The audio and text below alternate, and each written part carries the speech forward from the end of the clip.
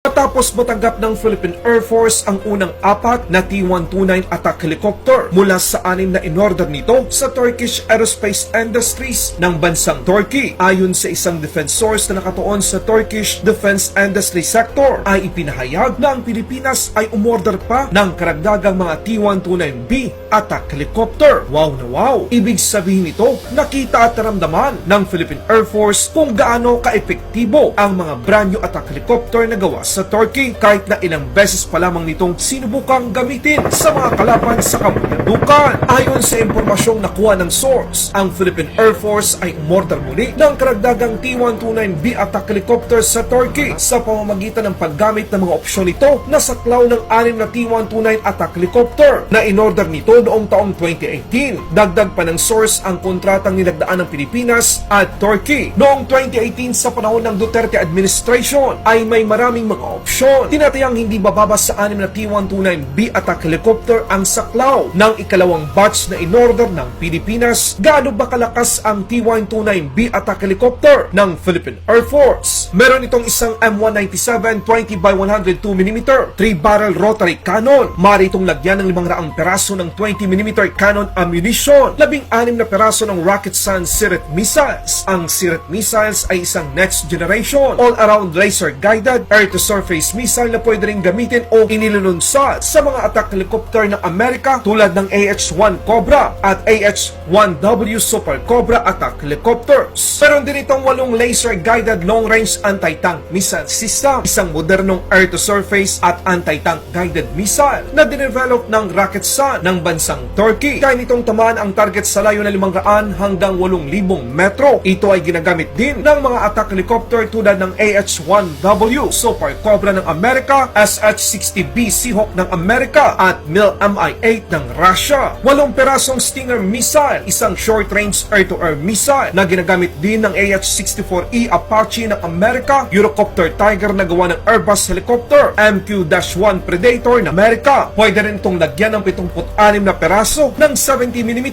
rockets, isang patunay na ang T-129B attack helicopter ay perfect choice para sa Philippine Air Force. Hindi masyadong mahal, ngunit meron itong mga parte na mula at gawa sa Amerika at higit sa lahat meron itong mga firepower na halos ginagamit din ng mga attack helicopter ng Russia at Amerika. Ang helicopter ay pinapagana ng dalawang LH-Tech CTS-800 for a turboshaft engine na mula pa sa Amerika. Kaya nitong lumipad sa taas na 15,000 feet, bilis na 281 km per hour na kayang abutin ang layo na 537 km. Ayon sa unang kontrata ng Turkish Aerospace Industries, ay kailangang gumawa at i-deliver ang kabuang 6 na T-129 attack helicopter sa Philippine Air Force na nagkakahalaga ng umigit kumulang $280 million.